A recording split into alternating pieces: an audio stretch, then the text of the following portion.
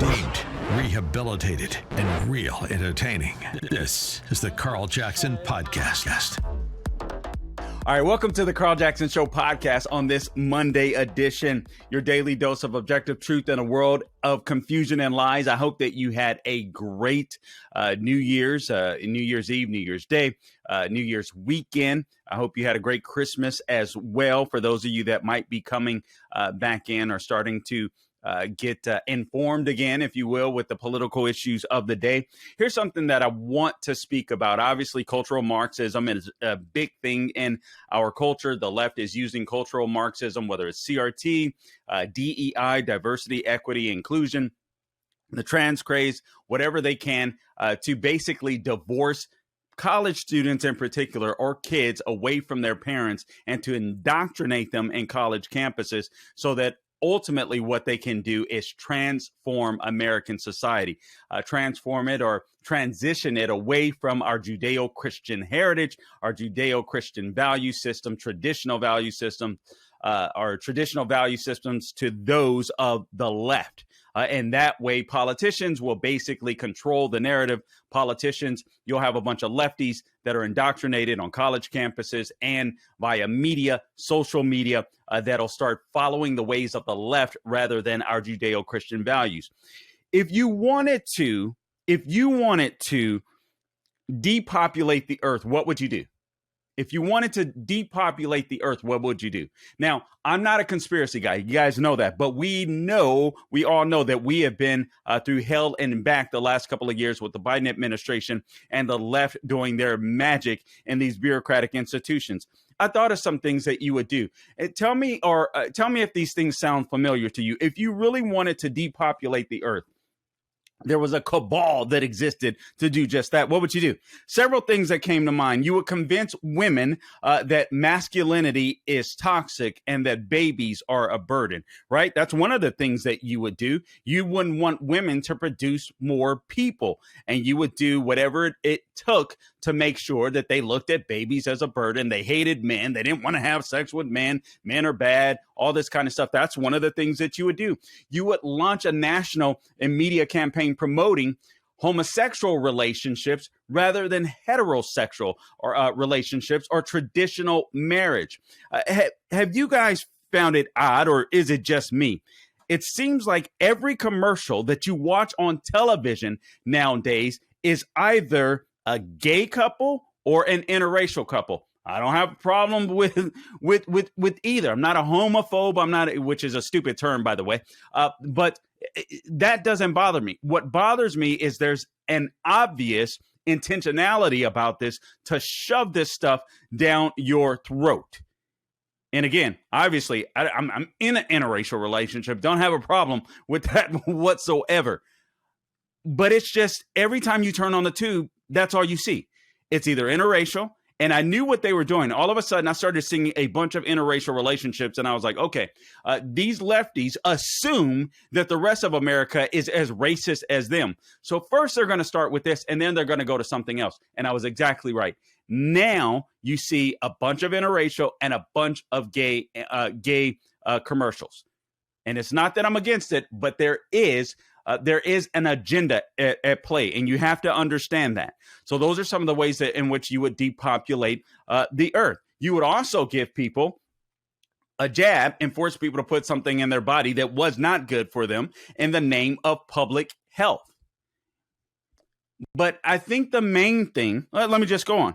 You would demonize traditional marriage. Oh, that's old fashioned. We don't do that anymore. Today, couples just shack up. We want to get to know each other. We want to live with each other, right? We don't necessarily want to get married first. So you would not demonize traditional marriage. You would say it's just old school, that old way of thinking. Another thing you would do is you would tell dudes to be chicks, or tell dudes that they can be chicks, and chicks that they can be dudes. Those are things that you would do, right? You would teach people that man-made global warming is a real threat, and therefore people would be too scared to bring new children into this world, or they would feel guilty for doing so, right? So that's something you would do. You would also create a universal healthcare system whereby the politicians and the bureaucrats decide what life is worth valuing, or which lives are worth valuing and which lives are not. So those are some of the things that you would do if you wanted to depopulate the earth. But I would say the main thing that you would want to do is totally displace. And I think this is the most powerful thing that the left is using today. And I didn't think that initially. At first, I thought it was race. But with the onslaught of the trans movement and the LGBTQ radical activist movement, what you do is really make what the left is creating is this heterophobia. They talk about homophobia. There's this heterophobia, this fear of identifying, and unashamedly so, as a heterosexual. Let me draw your attention to a column that was at the College Fix. Listen to this. Almost 40% of students identify as LGBTQ. This is at liberal arts colleges. This according to a survey. So again, almost 40% of students identify as LGBTQ at liberal arts colleges. This according to a report that was published by the Center for Study of Partnership and Ideology. It's a center-right think tank that researches partisanship in academic and scientific fields. Here's a quote from that report. All right, liberal arts colleges are the least politically diverse. We've seen that, right? Liberal arts colleges are the least politically diverse. Many have almost no conservatives and thus very low viewpoint diversity. All right, so there's not a lot of critical thinking going on at some of these liberal arts colleges. They're essentially becoming robots. They're essentially being indoctrinated into left-wing dogma. People are either too scared to identify as conservatives, Christian, people of faith, people that are having Judeo-Christian value systems, or they're just acquiescing to the left. It goes on to say, but they have high sexual diversity at nearly 40% LGBT. So again, liberal arts colleges are the least politically diverse. Many have almost no conservatives and thus very low viewpoint diversity, but they have high sexual diversity at nearly 40% LGBT, close quote. Why would liberal arts colleges be focused on LGBT rather than reading, writing, arithmetic, sciences, engineering, technology, math? Why would they be concerned about this? Why would they be concerned about sexual diversity at the expense of viewpoint diversity? Because honestly, we all know this, and the Bible tells us that, teaches us that iron sharpens iron. If you debate someone, whether it's a religious worldview, whether it's a political worldview, you guys have differing opinions and you debate. Iron sharpens iron. In other words, you learn some and you learn how to defend your arguments better. Or perhaps you might say, I never thought about things in that way. Let me consider that. That's what these colleges are getting past, right? So diverse, and the report was entitled "Diverse and Divided: a political demography of American elite students." Overall, 23% of U.S. college students identify as LGBTQ. All right, that is huge. 23%. Now, almost 40% of students identify as LGBTQ at liberal arts colleges, but on all college campuses overall, you have 23% of people that are now identifying as LGBTQ. That is huge. That is an astronomical number if you think about where we were just a few short years ago. A number similar to a Gallup poll, which found that 20.8% of Generation Z identified as LGBT in February of 2022. You have to wonder what America will look like as these kids get older and they avoid relationships, they avoid marriage, they avoid having kids. You have to wonder what this will look like. Here's what I'm going to say to all of you that are Christians, all of you that are Jewish, all of you that are religious folk, get your freak on. If you're conservative, you love the Constitution, make sure you get your freak on and have babies. All right. That's one of the things that we're going to have to do to combat the left. We need to produce more Christian babies. We need to, I'm a Christian, so that's what I believe. But we need to produce more babies that believe in America. But we've got to teach them about the goodness of America. We got to teach them about the goodness of the Bible. This is very, very important. So the national average of Americans that identify, according to the Gallup, as LGBT, not Q, but LGBT, is 7.1%. So when you consider that's the national average, and then you look at almost 40% of students identifying as LGBTQ at liberal arts colleges and 23% overall when it comes to the student body across the United States of America, the national average is only 7.1%. What does that tell you? These kids are going to school, and 7.1%, by the way, is much higher than it was just a few short years ago, assuming this is correct. I don't know exactly how the polls were done, but assuming this is correct, I mean, the numbers of those identifying as LGBT just in the last 5-6 years, according to the 7.1% number, this is double to triple growth that we've seen on a national average. The report reflects numbers that were researched by the Foundation for Individual Rights and Expressions on a large scale, nationwide campus expression surveys from 2020 to 2021. The numbers could be even higher. Now, there's a guy by the name of Eric Kaufman. He's a professor of politics at Birkbeck College, and also he works at the Center for the Study of Partnership and Ideology Research as a fellow there. And then he used the survey data from 57,000. So this is a very large sample size, 57,000 undergraduates at 159 top U.S. universities to assess the demographics. Here's a quote from the professor, Eric Kaufman. He says, the trend toward LGBT identification among young people, which has seen a threefold expansion since 2008. A threefold expansion since 2008 encompasses both university and non-university young people, white as well as minority. This is fascinating to me. Do you guys remember what happened during the Obama administration? Guys, you may not remember this, but I'm assuming a lot of you do. Barack Obama, when he came into office, he was for traditional marriage. Joe Biden the same. And at some point, he decided, for the sake of political expediency, to change his view, and he started adopting this. Okay, he started adopting or became a proponent of gay marriage. All right. Joe Biden did the exact same thing. And at first, there was a lot of pushback from the church community, the black church community, because the black church community in their thinking are conservative, but in their voting, they're very liberal. It's frustrating. I know there's a disconnect that exists there, and it's very frustrating. But at first, the black church really pushed back against this. But since it seems like cultural Marxism, it seems like Black Lives Matter has been a bigger influence on the Christian church, or the black Christian church specifically, but the Christian church overall, in my opinion, than the church has been an influence on the cultural Marxists, or the BLMs, or the Antifas of the world.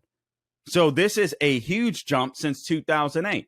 And I really contend that a lot of this has to do with Barack Obama. Not only did he adopt gay marriage, but he started this trend of hiring people that believed in this cultural Marxism and implementing them in places throughout the federal government, in bureaucracies, even in the military. And that's what we see today. There's a quote. The quote goes on to say, this is continuing with this professor, Eric Kaufman. He said, that said, those who identify as very liberal are substantially more likely to say they are LGBT. What do you think that is? He goes on to say, white left-wing activists are extremely likely to do so, with some 70% of very liberal women who support shouting down offensive speakers identify as LGBTQ. Now, let's go through that part of the quote again. He said, those who identify as very liberal are substantially more likely to say they are LGBT. Why is that? It's because not only is it a fad, but they're searching for approval.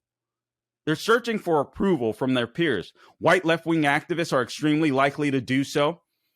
with some 70% of very liberal women who support shouting down offensive speakers identifying as LGBT.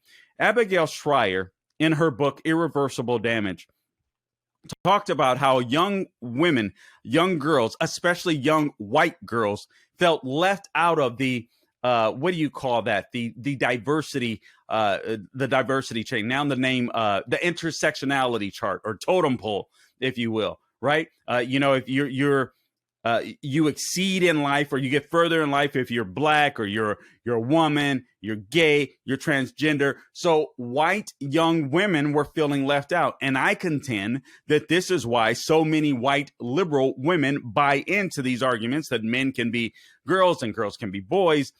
And they buy into the LGBT radical activist movement because they want to feel like they're a part of something. They want to be a part of the victim class too. They don't want to have to go to a school or college campus and say they're white oppressors, when in their hearts they know that they're not. So they'd rather be a part of the group instead of being bashed by that group, if you will. All right, in the report, Kaufman linked the trend of higher LGBTQ student populations at liberal art colleges to their substantial liberal and female demographics, while also stating that these factors alone could not fully explain the cause. Well, here's what explains the cause, in my opinion. Here's what explains the cause. Men suck. That's what a lot of these young women are being taught. God sucks. That's what they're being taught on these college campuses. And again, they're white oppressors. How do you compete with that? What do you do? What do you do? This is how you depopulate the earth. You get women to hate men. You get women to buy into the LGBTQ, the entire, all of their arguments, their agenda. You get them to push that, and then you get them to become vitriolic when it comes to men. All men are toxic. Masculinity is toxic. Masculinity isn't toxic. You need masculinity. That's not to say that men should be jerks and they should treat women bad and they should run all over women and they should sleep around on women. I'm not excusing any of that. I'm not saying any of that. But when it comes to having strong men, men that can build things, men that can take charge, society needs strong men. Society needs strong men. And what else society needs? Society needs men and women to have sex and to have babies. Ask yourself this question.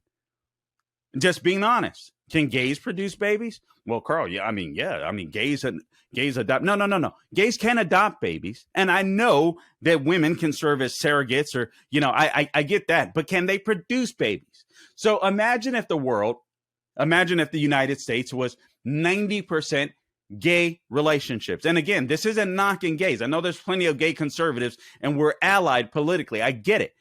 So I'm not knocking it, but I'm asking you to be truthful. I'm asking you to be realistic. If the United States is 90% gay, 90% lesbian, how soon does America crash? Pretty quickly, right? Pretty quickly. So even though you might disagree, or even though you may not be heterosexual or in a heterosexual relationship, it's a good idea to make sure that you help promote healthy heterosexual relationships, particularly marriage, because that's the only way that a society can continue to grow. It's just common sense. It's just common sense. The top 3 offenders of the 159 campuses are Oberlin College with 51% saying that they identify as LGBT, 61% at Wellesley, and 70% at Smith College. Now, the latter two, Wellesley and Smith College, are women's colleges. Now, many females, check this out. Tell me this isn't people that are just looking to become to virtue signal, people that want to be a part of something, or what's just a fad. I think a lot of these people that identify as LGBT or Q or whatever, when they get out of college and away from college, hopefully there'll be some people around them that speak some common sense to them. And in time, they'll realize male-female relationships are the best relationships. All right, the healthiest relationships, particularly when it comes to marriage. I'm hoping for a revival where people will actually want marriage in this society and promote male-female marriage, which is the only true marriage according to the Bible. All right. So now, Listen to this. Many female bisexuals, this survey found, or the report found, are actually self-labeling themselves as LGBT. So many female, listen to this, bisexuals. So when I say bisexual, what do you think of? All right, so when I say bisexual, you think male. I'm sorry. You think a male that's sexually interested in both a female and a male. You think of a female that's sexually interested in a female and a male. That's what you think of, right? So here's the funny thing. Bisexuals on these college campuses, bisexuals, quote unquote, are self-labeling themselves as LGBT despite only having had sex with guys in the past years. They're talking about girls on these particular colleges. Guys, I forgot about this because I need your help somewhere. And I'm going to offer you a good night's sleep as well. And also some very good towels. MyPillow.com.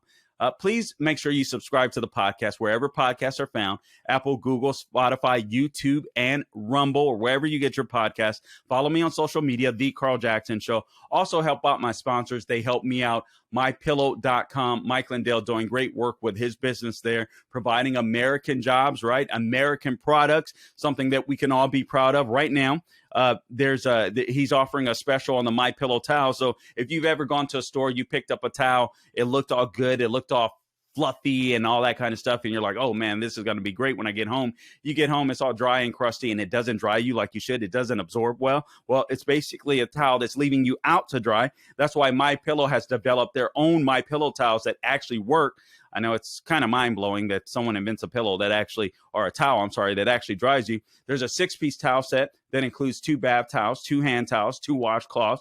They come in a variety of colors. And right now you can receive a 6-piece set for only $39.98 with the promo code Carl. All you have to do is go to mypillow.com right now. Click on the promo, click at the top of the page, the radio listener special, and put in my name, Carl, and then you'll get the discount that applies. My Pillow products come with a 10-year warranty. They have a 60-day money-back guarantee. All you have to do to receive this amazing offer is go to mypillow.com and put my name at the top of the page in the radio listener special. Enter my name, Carl, or you can give them a call if you prefer. 1-800-858-0263. That's 800-858-0263. Okay, so now let me get back to what we were talking about, and that is these bisexuals. Girls at these colleges, particularly Wellesley and Smith College, are overwhelmingly self-labeling themselves as bisexuals. Yet, they've not slept with someone of the same sex in at least 5 years. So why are they doing this? It's a fad. They want to be a part of something, and they don't want to be told that they're oppressors. I mean, this is really, really simple, and it's sad to me as well. Listen to these numbers. Wellesley College saw an increase of 23% of their students identifying as something other than heterosexual in just 4 to 5 years. 4 to 5 years. What's happened in 4 to 5 years? The cultural Marxism, there's been an onslaught from BLM to CRT to diversity, equity, and inclusion, to social emotional learning, to the trans craze. The left has bombarded us with cultural Marxism, getting people to abandon God and to buy into these identity groups and to identify with these identity groups as a way of feeling moral, while they bash Christians, while the left systematically tries to get students to turn against their parents and their parents' values. That's what's going on. At Smith College, the LGBTQ population estimates at 30 to 50% right now. Here's a 2021 piece in a student-run newspaper, and here's what it said by a self-called queer smithy. This is from Smith College, all right? A queer smithy. Here's what this queer smithy wrote in that person's experience. I'm a queer student at Smith College. I only came out publicly, and I'm quoting here, I only came out publicly after entering college. All right? And the queer community I found at Smith was a huge reason for that. Had I gone to a co-ed college, I honestly don't know if I would have come out. Our queer community allowed me to learn about and grow comfortable with my own sexual identity. What the hell are they doing in college? She goes on. This is also a story I hear again and again from my peers at this college. A story of growth, hope, and safety due to an environment that fosters inclusivity. No, they don't foster inclusivity. They foster exclusivity. They exclude conservatives. They exclude people of faith. These people are brainwashed. They get indoctrinated. And this person just admitted it's not just her that's getting indoctrinated. It's all the peers that they know. As a matter of fact, Smith College now, any person that identifies, it's a female college, any person that identifies as a woman can go to this college. Now, here are the schools with the least LGBTQ student populations. You got BYU, you got Utah State, you got Bucknell, you got the University of Miami, you got Notre Dame, and you got Clemson. All of them contain between 10 to 15% of a LGBT population, all right? But that's even higher, and in some cases double of what the national average is. So you can see what's happening on our college campuses with even the most conservative universities. I don't know if that University of Miami is the one actually in Miami, Florida, or the one in Ohio. But anyway, I presume it's the one right here in the state of Florida, of which I live. But this is what we have to be aware of. Let me just share this real quick before we close this out. This was from the Daily Signal. This is what the CDC is doing. If you don't think this is an onslaught by the left and the federal government in order to depopulate the earth by trying to totally abolish the idea that heterosexual relationships are a good thing, listen to this. This from the Daily Signal. All right. CDC urges teachers, administrators, school nurses to adopt LGBT curriculum and endorse transgender identity. This is the Centers for Disease Control and Prevention. All right. Now run by Biden's people, basically. Now run by leftists, Rochelle Walensky. Just days after Christmas, according to the Daily Signal, the CDC and Prevention republished a, quote, self-assessment tool urging teachers, administrators, school health staff, and others to become an, quote, awesome ally, close quote, by advocating for LGBT causes in school. The document cites multiple LGBT activist groups, including a division of the Southern Poverty Law Center. A very radical left-wing law firm. The CDC did not respond to Daily Signal's request for an interview or to comment about the document, which it originally published in 2020. School administrators said, and this is a quote, school administrators, our LGBTQ inclusivity self-assessment tool can help you quickly gauge inclusivity at your school. The CDC's Division of Adolescent and School Health posted this on Twitter. This was last Tuesday. They went on to say, see your score today and learn ways to increase inclusivity. This is from the CDC. What the heck is a federal government doing, telling schools what they need to do, what they should add to their curriculum in order to foster sexuality? This is amazing to me. The document goes on to say, and I quote, LGBTQ inclusivity in schools, a self-assessment tool, close quote, appears on CDC's youth website in a section, quote, for schools, close quote, and under the drop down tools for supporting LGBTQ youth. Schools play a critical role in supporting the health and academic development of all youth, including the success of lesbian, gay, bisexual, transgender, and queer questioning youth. The document states, quote, creating and sustaining inclusive school environments, policies, programs, and practices that include LGBTQ youth is one strategy for improving the health and academic success of all youth. Guys, there's a heterophobia that exists within amongst the left. There's a heterophobia. What they fear is if these kids will buy into their parents' values, male-female relationships, male-female biblically based marriage, then they will lose these students.